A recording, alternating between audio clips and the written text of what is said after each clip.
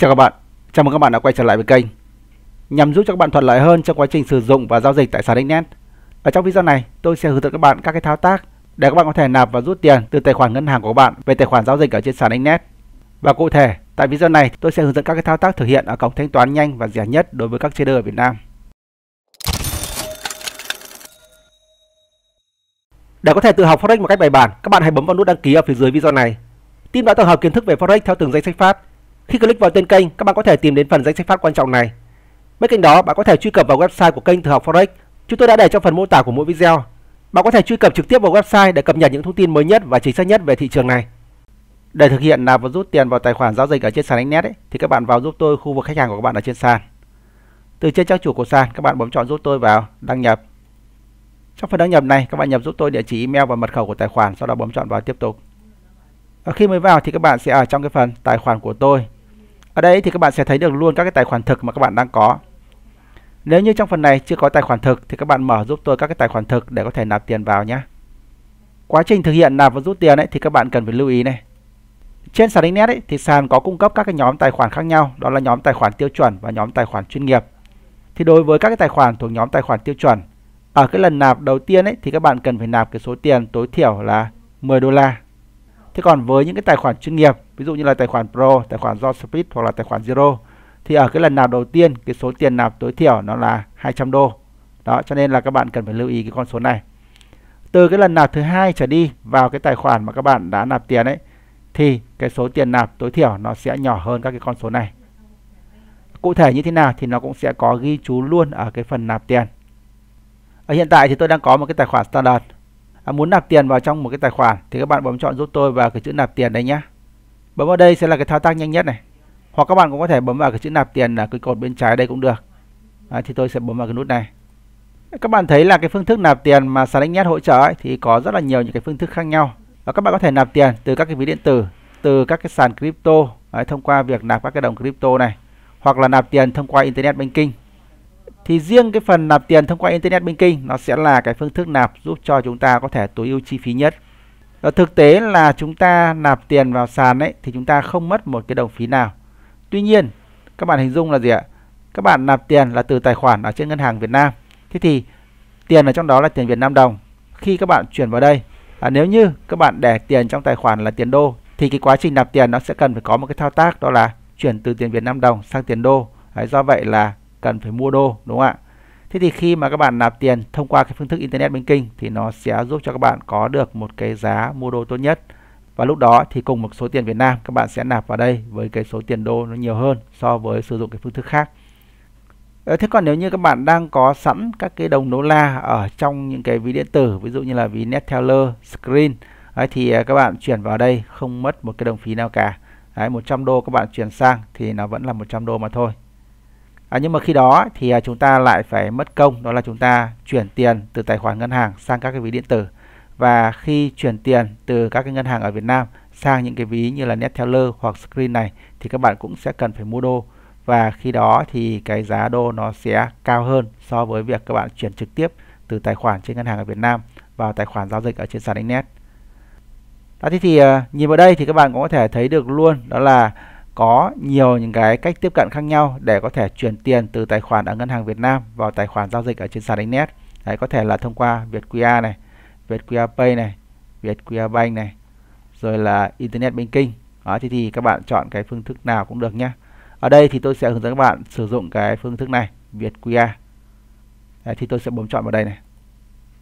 Sau khi bấm chọn vào cái phương thức nạp tiền rồi thì các bạn chọn đến giúp tôi cái tài khoản mà các bạn muốn nạp tiền đến.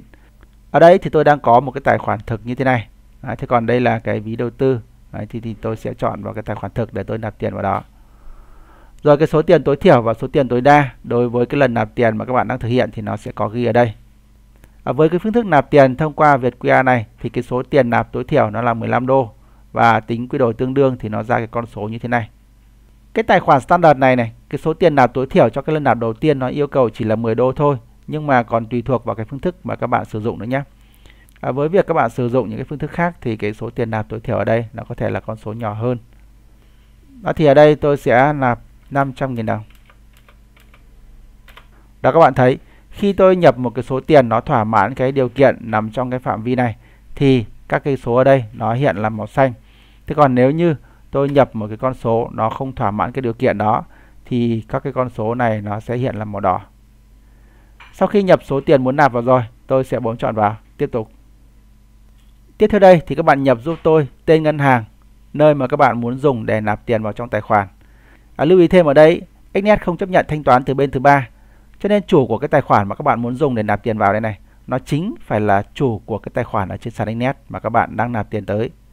Đó thì ở đây tôi sẽ tìm đến tên cái ngân hàng nơi tôi có tài khoản ở trên đó này. Đấy, tôi chọn đến Techcombank. Rồi tôi sẽ nhập cái số tài khoản ngân hàng của tôi vào đây, cái mà tôi sẽ dùng để nạp tiền vào đấy ạ. Tiếp theo đó thì tôi sẽ nhập tên của chủ tài khoản ngân hàng vào trong cái phần này. Rồi sau khi nhập ba cái trường thông tin này xong, tôi bấm chọn vào tiếp tục. Ở đây thì nó sẽ hiện cho chúng ta cái tỷ lệ chuyển đổi như thế này.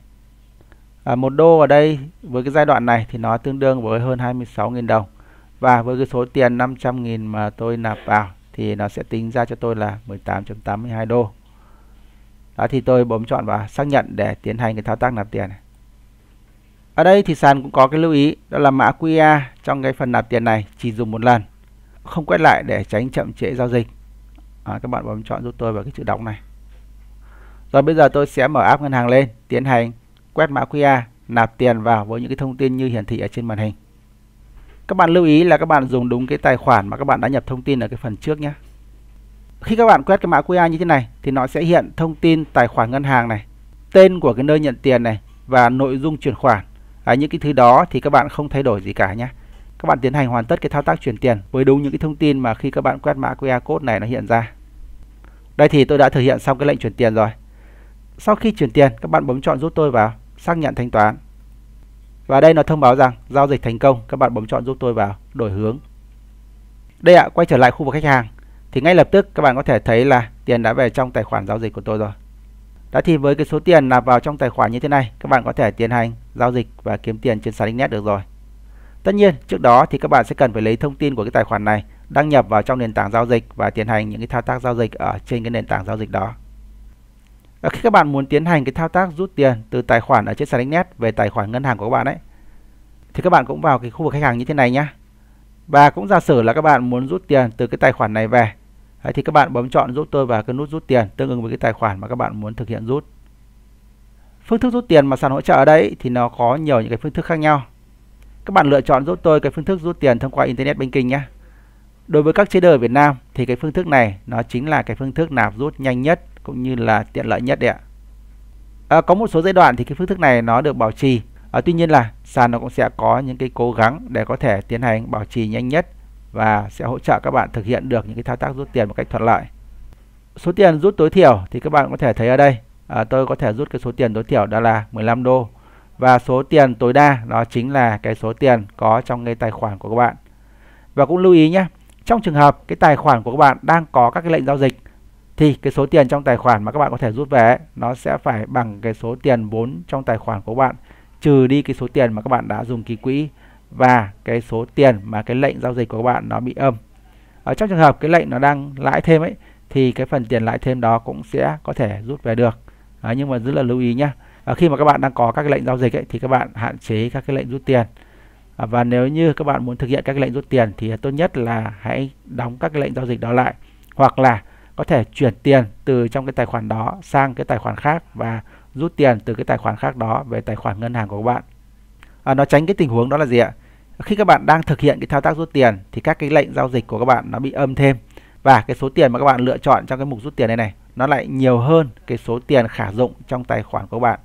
Vì tài khoản nó bị âm thêm mà. Cho nên là khi đó cái lệnh rút tiền nó sẽ không được thực hiện. Với cái phương thức rút tiền này thì các bạn có thể thấy cái thời gian xử lý trung bình ở đây nó gần như là ngay lập tức này, và phí ở đây cũng là 0%. Rồi sau khi nhập số tiền muốn rút thì tôi sẽ bấm chọn vào cái chữ tiếp tục này. Bước tiếp theo thì tôi sẽ chọn đến cái nơi mà tôi muốn rút tiền về. Thì cũng lưu ý ở đây đó là Xnet không hỗ trợ rút tiền về cái bên thứ ba, cho nên nơi nhận tiền này, chủ của tài khoản đó chính là chủ của tài khoản ở trên sàn Xnet.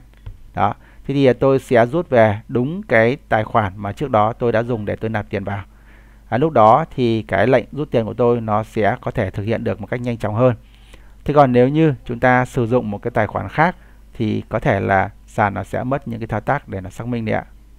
Rồi sau khi nhập tên ngân hàng, số tài khoản cũng như là tên tài khoản thì tôi sẽ bấm chọn vào tiếp tục.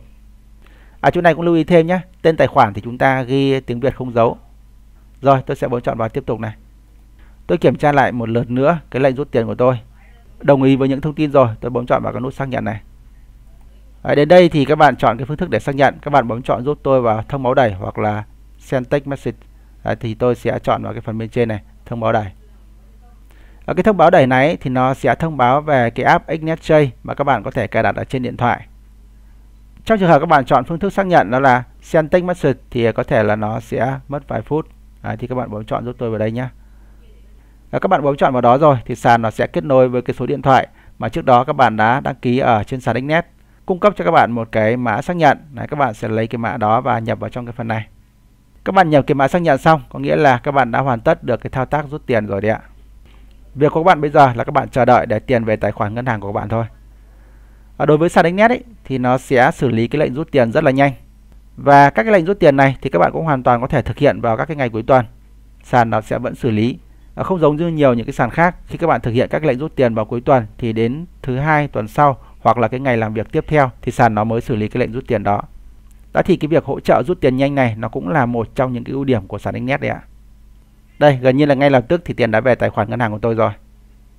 Vâng, và như vậy trên đây thì tôi đã hướng dẫn xong cho các bạn các cái thao tác để các bạn có thể nạp và rút tiền vào tài khoản giao dịch ở trên sàn XNet với một cái phương thức mà rất là nhanh và tiện dụng cho các trader ở Việt Nam. Quá trình thực hiện nếu như có gì thắc mắc, các bạn có thể để lại bình luận ở bên dưới video. Team sẽ hỗ trợ và trả lời các bạn trong thời gian sớm nhất. Trước khi rời đi, đừng quên cho video một like cũng như bấm vào cái nút đăng ký để có thể cập nhật những cái thông tin mới nhất khi mà kênh phát hành. Xin chào các bạn. Hẹn gặp lại các bạn trong những video tiếp theo.